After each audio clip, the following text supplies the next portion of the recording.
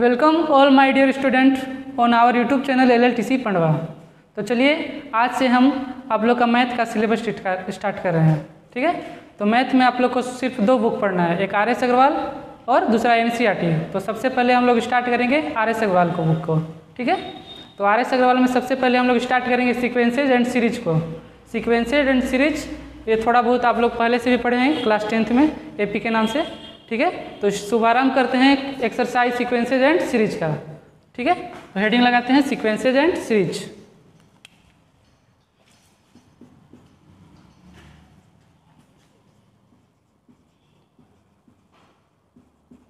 Sequence, इसको हम लोग एग्जाम्पल से सबसे पहले समझते हैं।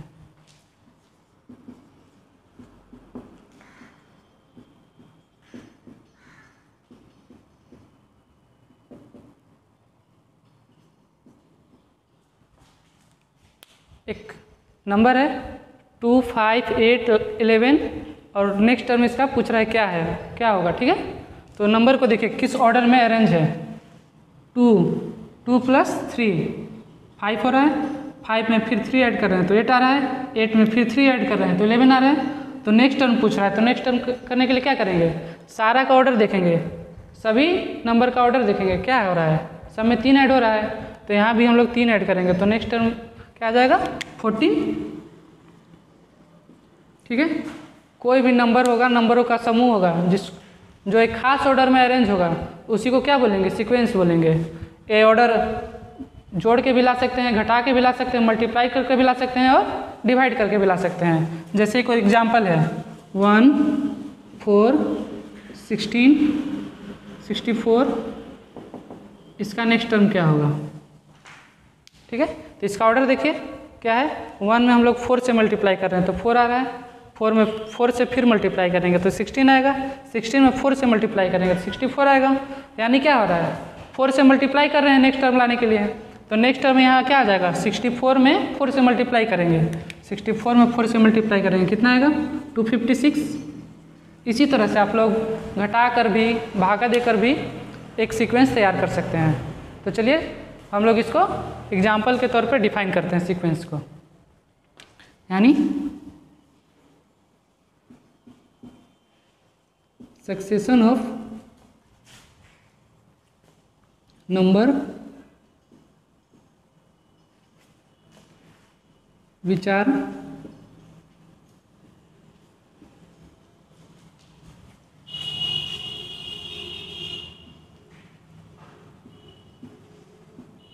arranged in a certain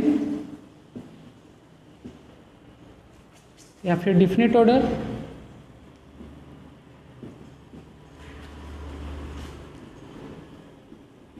is called sequence.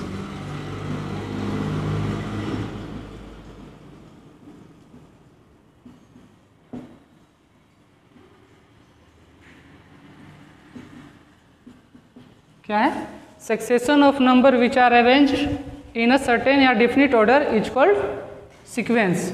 यानी कोई भी नंबर होगा एक क्रम में अरेंज होगा, एक खास क्रम में अरेंज होगा, उसका ऑर्डर खास होगा, तो उस क्रम को हम क्या बोलेंगे, उस लाइन ऑफ नंबर को क्या बोलेंगे, सीक्वेंस बोलेंगे। एग्जाम्पल देख लिए आप लोग। इसी प्रकार से हम लोग कुछ क्वेश्चन देखते हैं सीक्वेंस का। ठीक है, तो इसको आप लोग नोट कर लीजिए तब तक। तो चलिए सीक्वेंस को अच्छे से समझने के लिए हम लोग एक और एग्जाम्पल को देखते हैं। क्या है, find the next number in the sequence. Sequence क्या है 104, 109, 115, 122, 130। तो इसका नेक्स्ट टर्म क्या होगा। ठीक है, तो नेक्स्ट टर्म बताइए किस ऑर्डर में, सबसे पहले देखेंगे सीक्वेंस किस ऑर्डर में सजा हुआ है। देखिए क्या है, 104 से 109 आने में क्या हो रहा है, 5 ऐड हो रहा है। ठीक है, 109 से 115 आने में क्या हो रहा है, +6 ऐड करेंगे तो 115 आ रहा है। 115 से 122 आने में क्या हो रहा है, +7 ऐड कर रहे हैं। यानी यहाँ से देखिए 104 में 5 ऐड किए तो 109 आया, इसमें फिर कितना ऐड किए, 6 ऐड किए तो 15 आया, 7 ऐड किए तो 22 आया, फिर 8 ऐड किए तो 130 आया। यानी क्या, पहले 5 ऐड कर रहे हैं, फिर 6 ऐड कर रहे हैं, 7 ऐड कर रहे हैं, 8 ऐड कर रहे हैं, तो नेक्स्ट टर्म में क्या ऐड करेंगे, 9 ऐड करेंगे। तो 130 में 9 ऐड करेंगे तो नेक्स्ट टर्म क्या आएगा, 139 आएगा ना। यानी यहाँ से यहाँ +6 +5 +6 ऐड करके आ रहा है 115 से 122 +7 यहाँ से +8। तो नेक्स्ट टर्म लाने के लिए यहाँ पे क्या करेंगे हम लोग, +9 ऐड करेंगे। तो 130 में +9 ऐड करेंगे तो क्या आएगा 139। तो इसका ऑप्शन क्या हो जाएगा, सी। इसी प्रकार से नेक्स्ट क्वेश्चन देखते हैं। चलिए तो पेज से एक और question, find the next term in the sequence. और सीक्वेंस क्या है, 15, 31, 63, 127, 255। ठीक है, तो चलिए 15 से 30, ठीक। और यहाँ पे 4 ऑप्शन है, 4 में से कोई एक ही सही है, तो आप लोग को ऑप्शन चूज करना है। ठीक है, तो चलिए सबसे पहले सीक्वेंस को देखते हैं सोल्व करने के लिए। सीक्वेंस का ऑर्डर क्या है, 15 से 31 हो जा रहा है, यानी 16 ऐड करेंगे तो 31 आ रहा है, और फिर 31 में 16 ऐड करेंगे तो क्या 63 आएगा, नहीं आएगा। ठीक है, तो ये तो ऑर्डर फॉलो नहीं कर रहा है। फिर से देखते हैं, इसमें 15 31 है, 15 में 2 से मल्टीप्लाई कर रहे हैं तो 31 नहीं आ रहा है ना, 30 आ रहा है, एक कम हो जा रहा है। फिर 31 में 2 से मल्टीप्लाई करते हैं, यहाँ भी 31 में 2 से मल्टीप्लाई करेंगे क्या आएगा, 62 आएगा। यहाँ भी 1 कम हो जा रहा है। फिर 63 में 2 से मल्टीप्लाई कर रहे हैं, क्या आएगा 126 आएगा। यहाँ भी 1 कम हो जा रहा है, यानी क्या होगा ऑर्डर 15 × 2, और क्या कम हो जा रहा था, 1 कम हो जा रहा था, तो वहाँ पे 1 को जोड़ देंगे, यानी 15 × 2 + 1। ठीक है, तो 15 × 2 30 + 1 क्या आएगा 31। फिर 31 में 2 से मल्टीप्लाई करके 1 ऐड कर देंगे, क्या आएगा 62 + 1 63। उसी तरह से 63 में 2 से मल्टीप्लाई करके 1 ऐड करेंगे, 127 आ जाएगा। 255 में 2 से मल्टीप्लाई करके 1 ऐड करेंगे तो नेक्स्ट टर्म आ जाएगा। देखिए जैसे कि 15 × 2 + 1 = क्या आ रहा है 63 आ रहा है। ठीक है, फिर 15 × 2 + 1 क्या जा रहा है 30 + 1 31। फिर यहाँ से देखेंगे 31 को 31 × 2 + 1 क्या आएगा 31 × 2 62 62 + 1 63। फिर 63 को 63 × 2 + 1 = 126 + 1 127। नेक्स्ट टर्म आ गया। उसी तरह से 127 को 2 से मल्टीप्लाई करेंगे +1 ऐड करेंगे, क्या आएगा 255। तो 255 के आगे नेक्स्ट टर्म लाना है ना, तो इसमें क्या करेंगे 2 से मल्टीप्लाई करेंगे 1 ऐड करेंगे। 255 × 2 + 1 = देखिए मल्टीप्लाई करके क्या आएगा 250 1 5 510 + 1 = 511। यानी कौन सा ऑप्शन आ गया, चारों में से देखेंगे कौन सा ऑप्शन है 511, ऑप्शन नंबर सी। इसी तरह से आप लोग को सीक्वेंस का नेक्स्ट टर्म फाइंड करना है, जिस पे हम लोग आपको कुछ क्वेश्चन दे रहे हैं, उसको आप लोग बनाकर और उसका जो सही आंसर होगा उसको कमेंट कीजिएगा। ठीक है, तो क्वेश्चन प्रेजेंट करते हैं।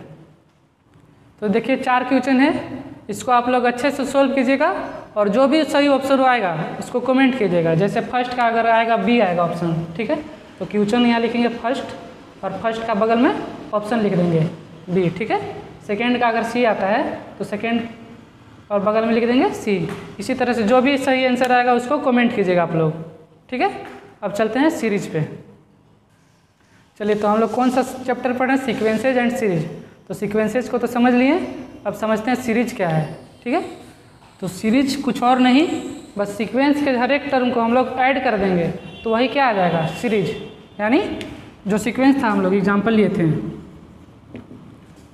2 5, 8, 11, 14 ये सीक्वेंस था ना, इसको हम लोग केवल ऐड कर देंगे, यानी बीच में हम लोग प्लस लगा देंगे,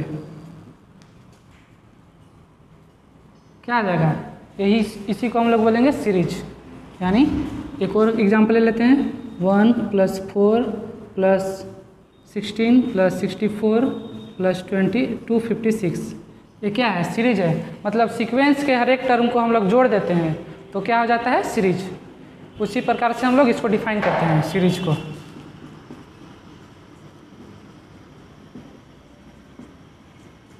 सीरीज क्या हो जाएगा, by adding the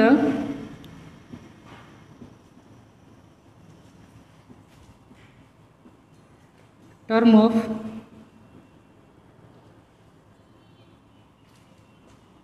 sequence we get series।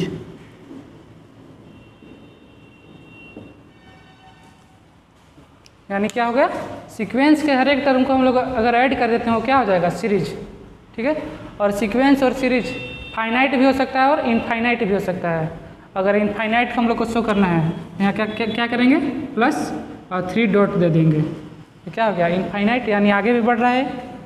अगर इनफाइनाइट नहीं है, फाइनाइट है, तो इसको इतने ही पे छोड़ देंगे। ठीक है, यानी सीक्वेंस और सीरीज फाइनाइट भी हो सकते हैं और इनफाइनाइट भी हो सकते हैं। ठीक है, तो आप लोग इसको नोट कर लीजिए। तो चलिए अब हम लोग पढ़ते हैं प्रोग्रेशन। प्रोग्रेशन क्या है, जो सीक्वेंस है वो कुछ पैटर्न को फॉलो करता है, और जो पैटर्न को फॉलो करता है उसी को हम लोग क्या बोलते हैं, प्रोग्रेशन। और प्रोग्रेशन का 3 टाइप होता है। प्रोग्रेशन 3 टाइप का होता है, कौन कौन सा, पहला अर्थमेटिक प्रोग्रेशन, दूसरा जियोमेट्रिक प्रोग्रेशन, और थर्ड है हार्मोनिक प्रोग्रेशन। यानी अर्थमेटिक प्रोग्रेशन यानी एपी जिसको आप लोग 10th से पढ़ते आ रहे हैं। दूसरा है जियोमेट्रिक प्रोग्रेशन, जीएम, ठीक है, जीपी, और थर्ड है harmonic progression, HP.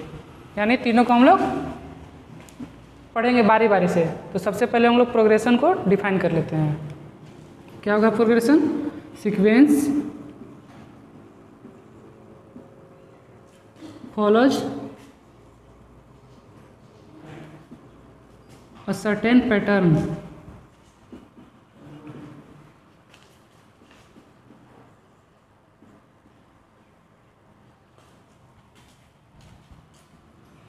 which is called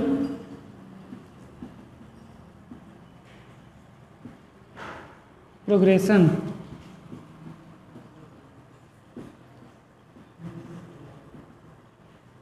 ठीक है, ये कितने प्रकार के होते हैं, 3 प्रकार के। यानी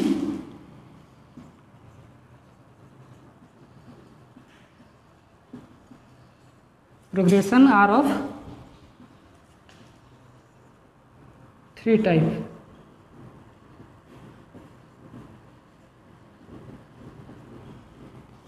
फर्स्ट कौन सा बताएं, अर्थमेटिक प्रोग्रेशन।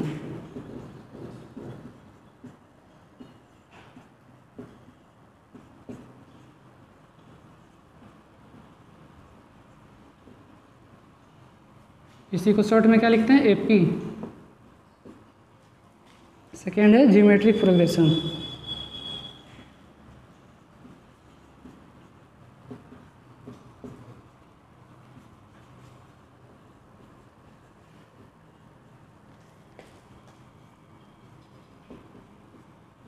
जीपी, और थर्ड है हार्मोनिक प्रोग्रेशन।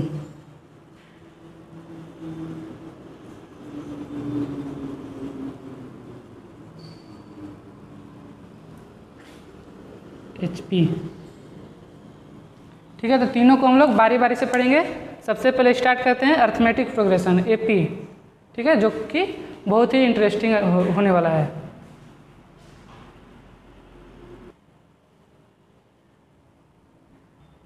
तो चलिए अर्थमेटिक प्रोग्रेशन यानी एपी का डिफिनेशन आप लोग तो पहले से ही जानते होंगे।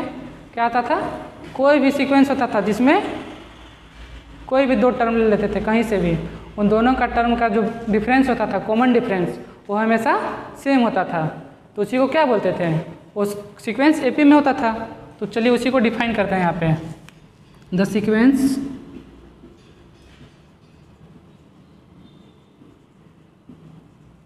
in which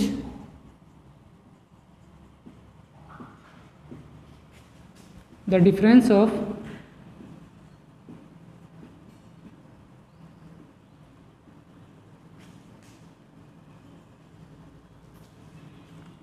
any two consecutive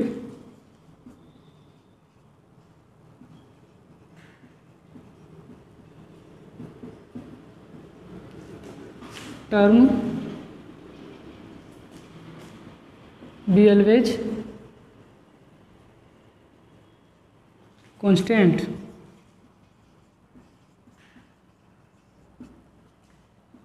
are called in AP यानी arithmetic progression.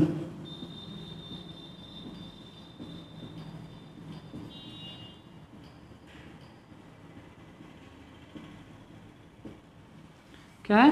The sequence in which the difference of any two consecutive यानी कोई भी दो लगातार term be always constant are called in arithmetic progression. कोई भी दो लगातार टर्म होगा जिसका कॉमन डिफरेंस हमेशा सेम होगा, हमेशा कांस्टेंट होगा, तो उस सीक्वेंस को हम लोग क्या बोलेंगे? एपी में है। ठीक है, तो अब हम लोग देखेंगे उसका जो कॉमन डिफरेंस होता है उसको डिफाइन करते हैं। The difference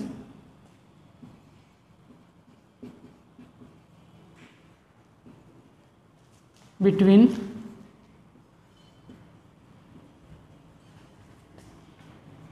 any two consecutive term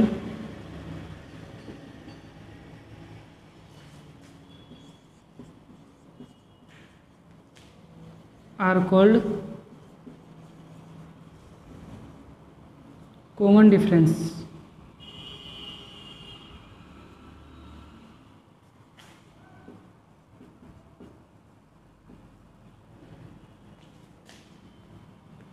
which is denoted by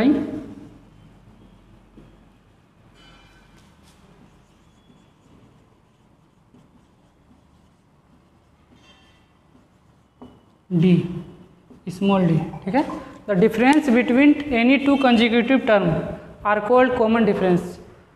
यानी जो एपी में सीक्वेंस होगा उसके जो दो टर्म के बीच जो डिफरेंस होगा उसको क्या बोलेंगे? Common difference. और इसको क्या से डिनोट करेंगे? स्मॉल डी से। ठीक है, तो इसको आप लोग इतना नोट कीजिए। चलिए, तो डी इज इक्वल टू क्या हो सकता है? A2 minus A1, A3 minus A2, A4 minus A3, उसी तरह से dot dot dot AN minus AN minus 1, है ना। कॉमन डिफरेंस कैसे निकालते थे? Next second term minus first term, A2 minus A1, उसके अगला टर्म क्या होगा? A3 minus A2, A4 minus A3, और लास्ट टर्म क्या होगा? AN, उससे एक कम एक टर्म ज़्यादा है, एक टर्म कम, यानी AN माइनस 1। ठीक है, तो ये 10 में भी पढ़े होंगे। A2 minus A1, A3 minus A2, A4 minus A3 is equal to D आता है। A1 A2 क्या है? जान रहे ना, एक सीक्वेंस मान लेते हैं यहाँ पे A1, A2, A3, A4 dot dot dot AN minus 1, AN। यही एक सीक्वेंस है जिसका कॉमन डिफरेंस क्या हो रहा है? D is equal to A2 minus A1, फिर A3 minus A2, A4 minus A3, AN minus 1। यही क्या हो रहा है? Common difference. ठीक है, तो इसको आप लोग अच्छे से नोट कर लीजिए। अब आगे बढ़ते हैं। अब हम लोग एपी का nth टर्म फाइंड करते हैं। आप लोग क्लास 10th में पढ़ेंगे AN is equal to formula पढ़ते थे ना, तो उसी को हम लोग अभी यहाँ पे लाते हैं। तो मान लेते हैं हम लोग, let A be the first term of an AP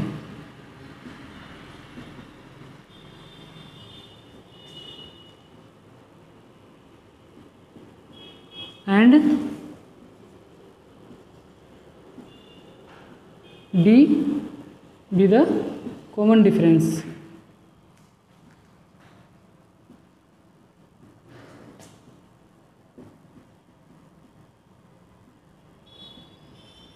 then AP is given by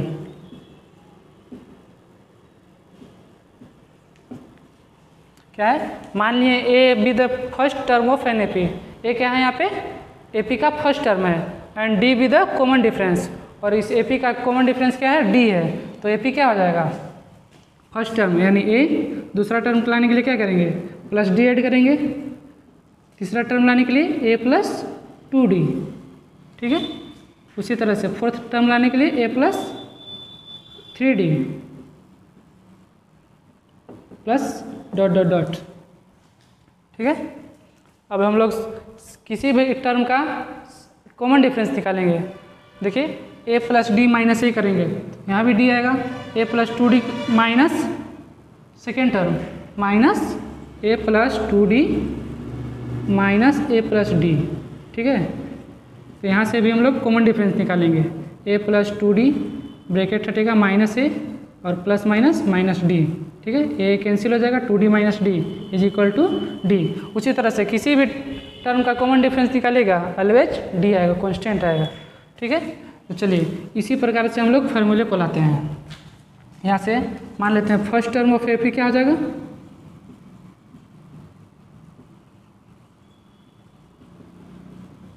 first term of AP is equal to A1 मान लेते हैं, ठीक है। और A1 को लिख सकते हैं A plus 1 minus 1 into D। First term इसका क्या है A, इसको हम लिख लिए, मान लिए A1, और A1 इज इक्वल टू क्या हो जाएगा A plus 1 minus 1 into D, 1 1 क्या हो जाएगा 1 minus 1 0, 0 into D is equal to 0, totally क्या आ जाएगा A आ जाएगा, ठीक है। उसी तरह से सेकेंड टर्म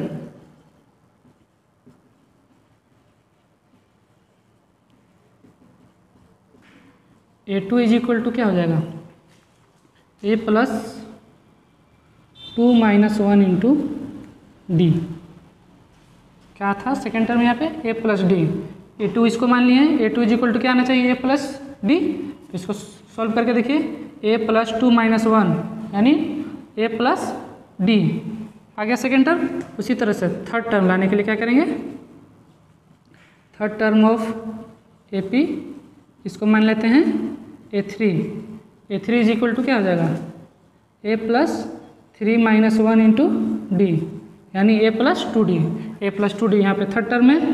उसी प्रकार से nth टर्म क्या होगा इसका, nth टर्म निकालने के लिए nth term of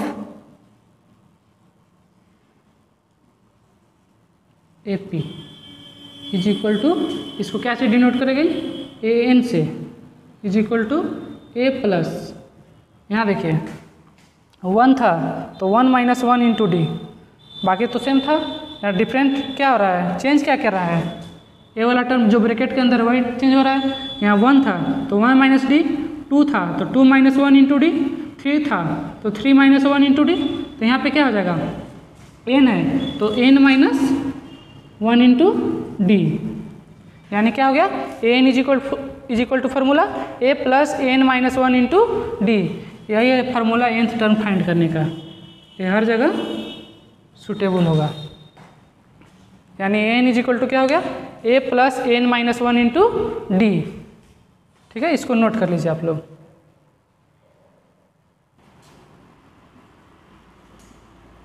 A1 A2 A3 A4 dot dot dot an minus 1 comma n, ठीक है। तो इसका nth टर्म फाइंड करने के लिए क्या फार्मूला लाए हम लोग A plus n minus 1 into D,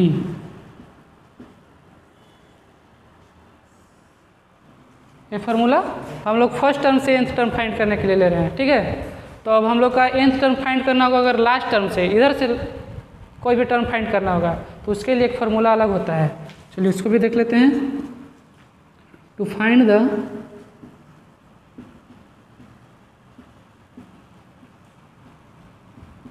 nth term from the end of the AP, ठीक है। मतलब यहाँ पे इधर से हम लोग को nth टर्म फाइंड करना होगा। हम लोग इसको मान सकते हैं एल भी लास्ट टर्म, ठीक है। तो क्या हो जाएगा n is equal to L minus n minus 1 into D, यानी लास्ट टर्म से nth टर्म फाइंड करने के लिए क्या फॉर्मूला हो गया, L minus n minus 1 into D, where L क्या है, where L is the last term.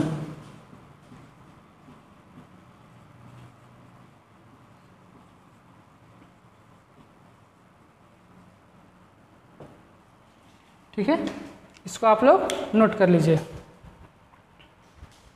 और जब भी आप लोग को नोट करने के लिए बोलते हैं थोड़ा वीडियो को पॉज करके उसके बाद नोट किया कीजिए, ठीक है। अब इसको नोट कर लीजिए,